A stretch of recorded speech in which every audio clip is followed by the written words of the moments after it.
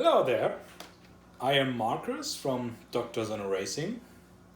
So I'm a one-man team right now. Well, maybe, you never know, maybe there will be growth and it will become a very, very cool thing. Who knows? But yeah, so I enjoy driving my WRX around on the island of Maui. And just recently I got into sim racing because we got a PS4 and now I'm playing Assetto Corsa and Project Cars on the PS4. And I also got this Nordschleife addiction, so most of the time I drive around the Nordschleife.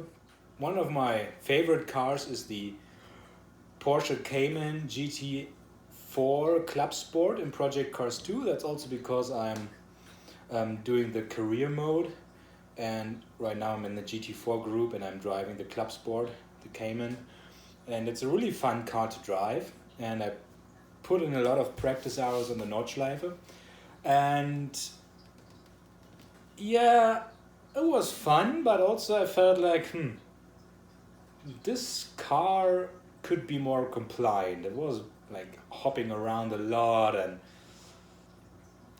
it was very tough for me to stay in the track limits and maybe get a time on the combined Nordschleife lap. That's the GP track and the Nordschleife, the one they do at the 24 hours of the Nürburgring. So I had a very hard time to get an under 10-minute lap in. I started to play around with the setup a little bit, and actually I got a setup which is far from perfect. I'm no engineer and I'm just a beginner at this, but just by changing the setup, I was able to get lap times that are on average 20 to 30 seconds faster than I did before without improving my driving skills rapidly or in. It's just, yeah, it's the car, it just feels better and it handles better. And I want to share this because I also noticed that this setup is a very good foundation for other tracks too. Like when I do the races in the career mode, for example Fuji in Japan, I switched to that setup, and now I'm stuck with the Daytona, and I had a hard time to get a good lap time in as the other drivers do. And so and let me tell you, the competition isn't even that hard. I've got the opponents I think on 50 to 60% strength. So, and I was 3 to 4 seconds behind their times. But then I adapted the Nürburgring setup, and all of a sudden I was in the top 5. So it's really a very well set up for the Porsche Cayman. And yeah, let's take a look at that and see how it works. So for the introduction, I've loaded the Sable setup of the Cayman GT4, and I want to show you what I changed so you can do it yourself and maybe get better lap times too. Let's start with the tire, brakes and chassis. So of course, to get better lap times, I had the basic knowledge. Okay, you want to have the softest tires available, so that would be the soft slicks. And also you want to have low pressure. One thing that rings my bell or that got my attention is that in Formula One they're always saying, oh, they try to get the lowest tire pressure as possible, but there is this limit set by Pirelli, they cannot go under that. So they are right on the edge. And so I thought, okay, maybe I should lower the tire pressure as well. And one thing too, most of my practice on the Nordschleife I do in the current weather conditions. So right now it's winter time, the track is pretty cold, so I don't have to worry about the tires getting too hot. So what I do, I decrease the soft tire pressure to 1.34 bar, and also soft slicks in the rear, and the tire pressure in the rear I go down to 1.32 bar. So as I said, I'm not an expert, so you probably could go down even more. Let's go to the braking. So the brake pressure, I mean, with the controller, I don't think the brake pressure matters too much because you have to really be sensitive on your fingertip, and sometimes it can be tough, but I think 92% brake pressure is fine. And then I changed the brake balance to 60 to 40, which I feel like still gives the car or leaves the car well balanced and gives me a lot of control for trail braking and braking hard before corners. So it's a really good mix. And one thing which is not really about the balance of the car but the aerodynamics, you can change the front and rear duct openings for the brakes. So that's the cooling system, the airflow that goes to the brakes. And as I mentioned, I'm going in the winter time right now, so I don't need as much cooling because the air is cold already. So I can go with less air to the brakes, increase my aerodynamics and get more top speed out of my car. And I think you can just play around with that and go even to much less values. You have to brake a lot on the Nordschleife, but it's nothing crazy. And I really noticed with not increasing the aerodynamics, maybe let's say with reducing the drag on my car, I got about 4 to 5 kilometers per hour more on the main straights.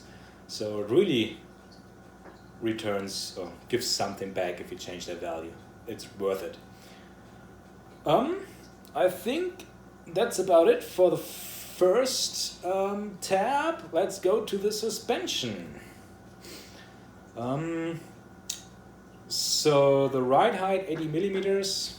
I left that in the front because it's a bumpy track. That's why I wanted to change it at all, because the Cayman GT4 in the stable setting is jumping around a lot, and it really, you lose control because the car is bumpy and doesn't really stick to the ground. So I thought, okay, you want to have a little bit of travel for the suspension, so 80 millimeters in the front is fine, but I want to have a softer setting. So I reduced the spring rate to 220 Newton per millimeter. And in the rear, I went down a little bit lower, just 1 millimeter, but still, because my way of thinking,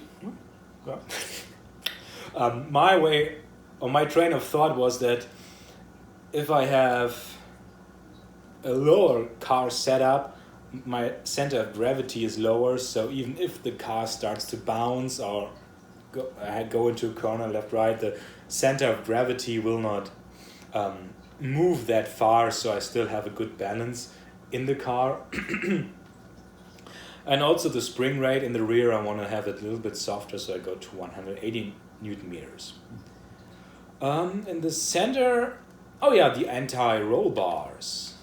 Of course, again, this softer setting helps me to get more control in the corners because the car can lean in a little bit more, and I feel like that gives me more mechanical grip on the tires instead of this overall balance where all 4 tires have the same amount of grip. I think it really is a good thing to change and to play around with, and I feel like, okay, softer anti-roll bars, they do the job for me. So that's about it for that page. If I'm correct, yeah. Let's go to the dampers. So I think the dampers, they do the most or make the most difference. So where is my page here? Yeah, I took screenshots. Smart thing.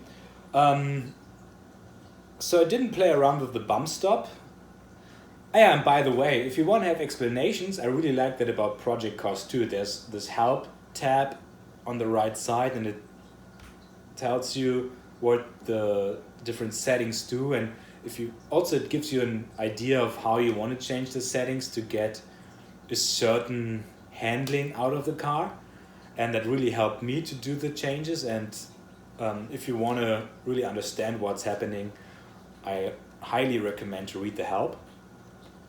So I didn't